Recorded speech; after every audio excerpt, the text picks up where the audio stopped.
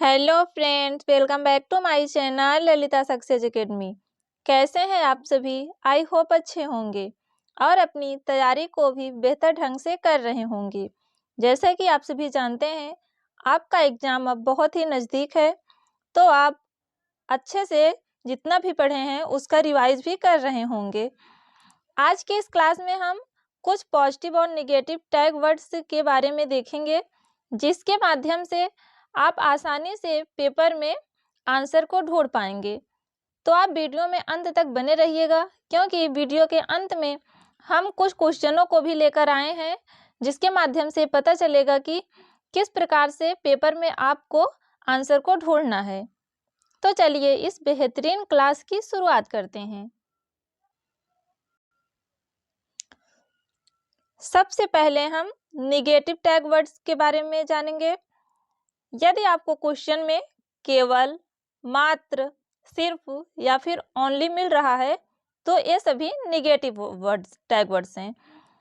Paper में कभी भी जो बच्चों को हमको एक केवल, मात्र, ओनली इन सब के माध्यम से नहीं समझाना होता है। रटना, याद करना, कंठस्थ, ये भी बच्चों को कभी नहीं कराना चाहिए।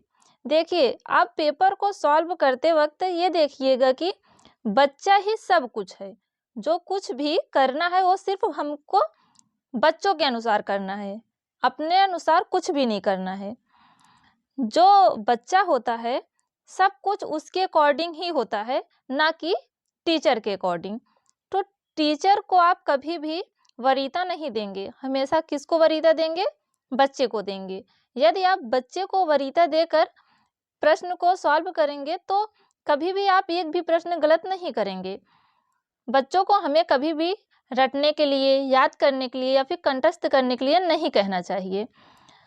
दंड, सजा, समस्या, हतोत्साहित, ये सभी निगेटिव टैग वर्ड्स हैं। बच्चों को हमें ना तो दंड देना है, ना ही उनको कोई सजा देनी है, और ना ही बच्चों को कभी हतोत्साहित करना है। और जो क्लास होगा वह कभी भी पुस्तक केंद्रित या फिर शिक्षक केंद्रित नहीं होगा, बल्कि शिक्षार्थी केंद्रित होगा। काली स्लेट, कोरी पट्टियां, लैंगिक असमानता, ये सब क्या है? निगेटिव टैग वर्ड्स हैं। आगे बढ़ते हैं। बच्चों के विचार, मातृभाषा, त्रुटियों को महत्व न देना, ये सब क्या है? निगेटिव टैग वर्ड में आएंगे। हमें बच्चों के विचार और उनकी मातृभाषा या बच्चों की जो त्रुटियां हैं उनको भी कभी अनदेखा नहीं करना है। हमेशा जो बच्चे के विचार होते हैं, उनकी जो मातृभाषा होती है, उनकी जो गलतियां होती हैं, उन सबको क्या करना है? महत्व देना है। कभी भी उनको निष्क्रिय रूप से नहीं करना है।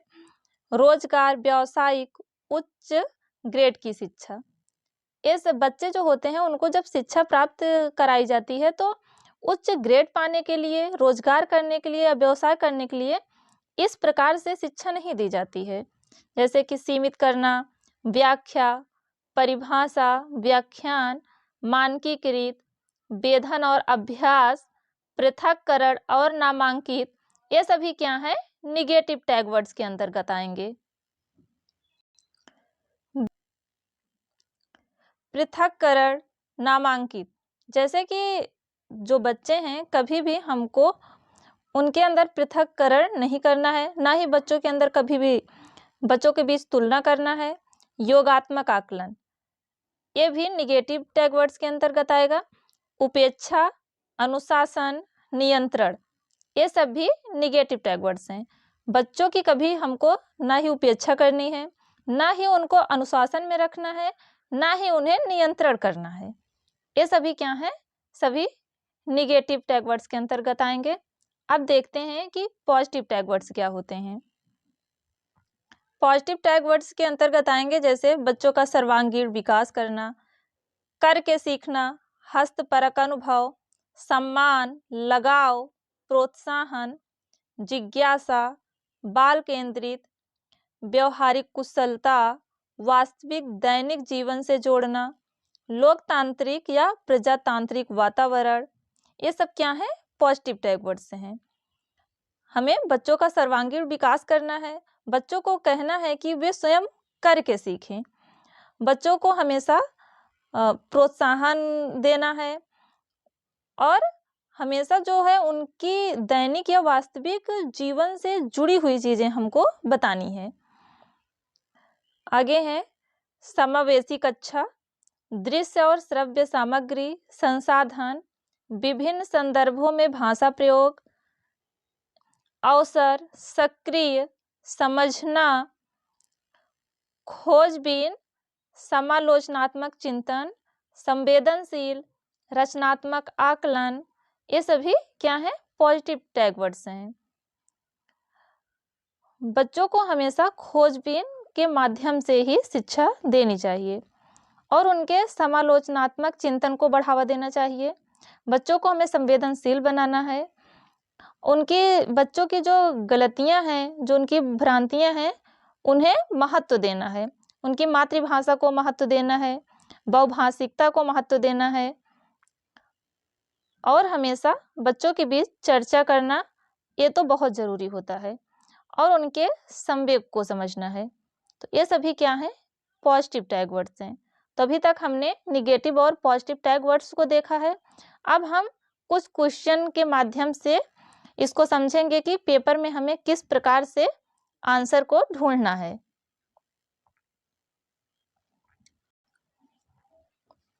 हमारा पहला प्रश्न है, अधिगम अनुभव को इस प्रकार से आयोजित किया जाना चाहिए जिससे अधिगम को सार्थक बनाया जा सके। नीचे दिए गए अधिगम अनुभव में से कौन सा बच्चों के लिए सार्थक अधिगम को सुगम नहीं बनाता है? हमें इसमें निगेटिव टैग वर्ड ढूंढना है। जो निगेटिव होगा वही इसका राइट आंसर होगा।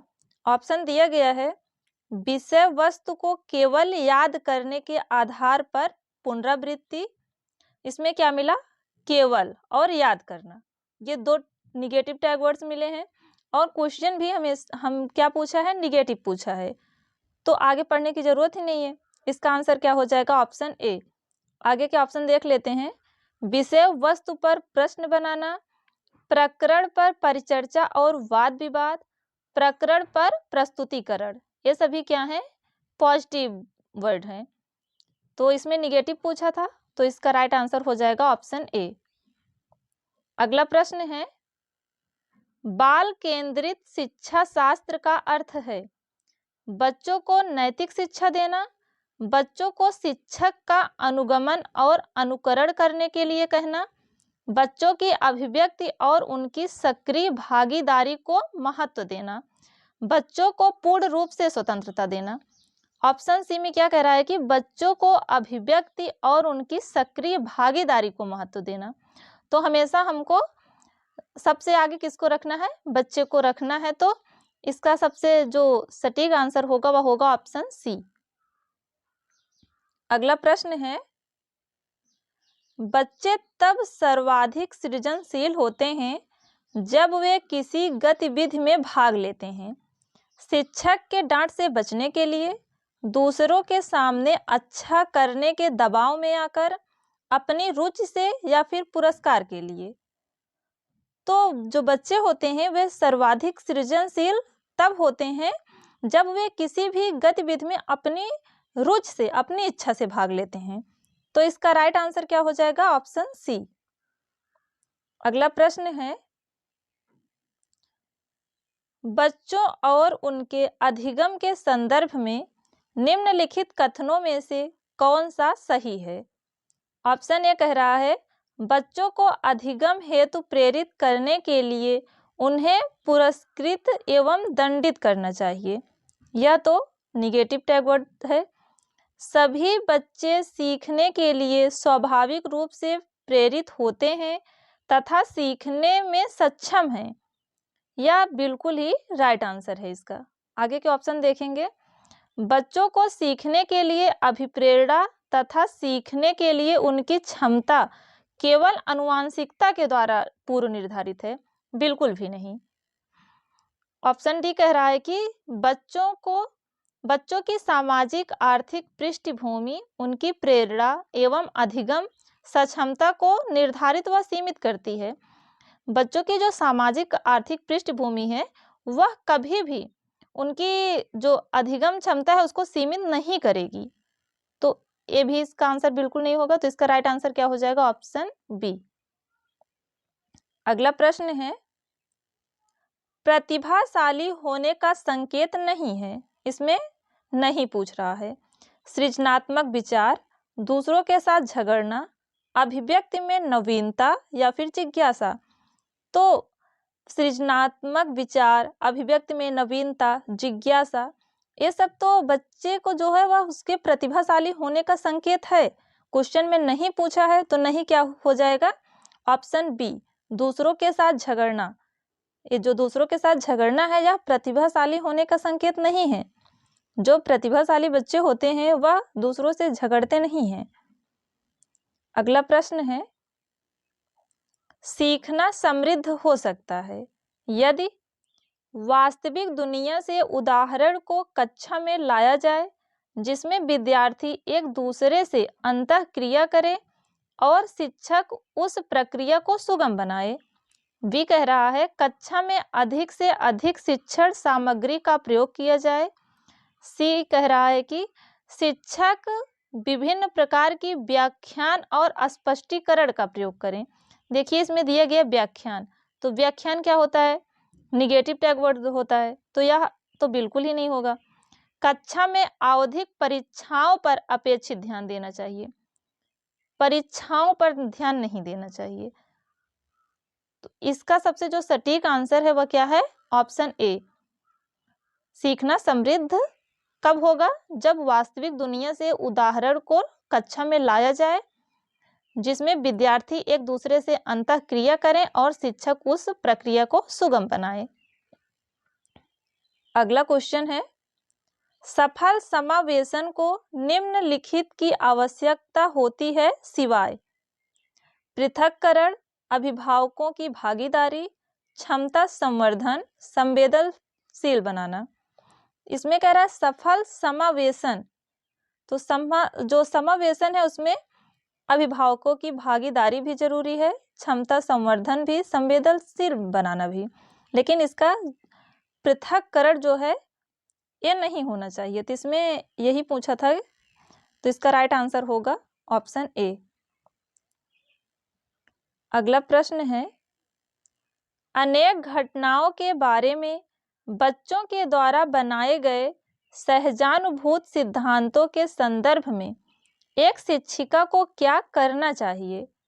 बच्चों के इन सिद्धांतों को अनदेखा करना चाहिए? बिल्कुल भी नहीं। कभी भी बच्चों को उनके सिद्धांतों को या उनकी बातों को, उनको विचारों को कभी हमको अनदेखा तो करना ही नहीं है।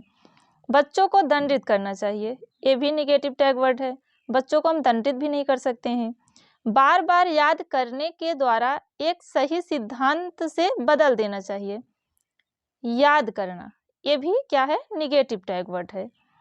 डी कह रहा है प्रतिकूल प्रमाण एवं उदाहरणों को प्रस्तुत करके बच्चों के इन सिद्धांतों को चुनौती देनी चाहिए। बिल्कुल सही कह रहा है।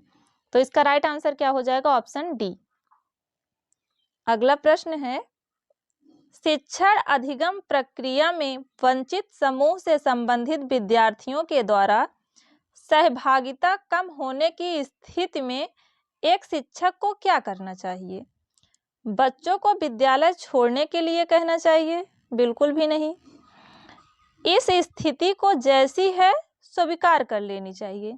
ये भी नहीं कर सकते। इन विद्यार्थियों से अपनी अपेक्षाओं को कम करना चाहिए? ये भी नहीं हो सकता है। अपनी शिक्षक पद्धति पर विचार करना चाहिए तथा बच्चों की सहभागिता में सुधार करने के लिए नए तरीके ढूंढने चाहिए। बिल्कुल सही कह रहा है। शिक्षण अधिगम प्रक्रिया में यदि अगर वंचित समूह से संबंधित विद्यार्थियों के द्वारा सहभागिता कम है तो हमारे अंदर क्या कमी है, पहले हम उस पर विचार करेंगे और बच्चों की सहभागिता में सुधार लाने के नए नए तरीके ढूंढेंगे। ना कि हम बच्चों को विद्यालय से निकालेंगे, ना ही जैसी स्थिति है उसे वैसी रहने देंगे, ना ही अगर बच्चों से अपेक्षा कम तो कभी करना ही नहीं है, क्योंकि उसमें बच्चों की गलती नहीं है। तो गलती कहाँ है? गलती हमको अपने अंदर ढूंढनी है कि बच्चे अगर नहीं आ रहे हैं तो क्यों नहीं आ रहे हैं।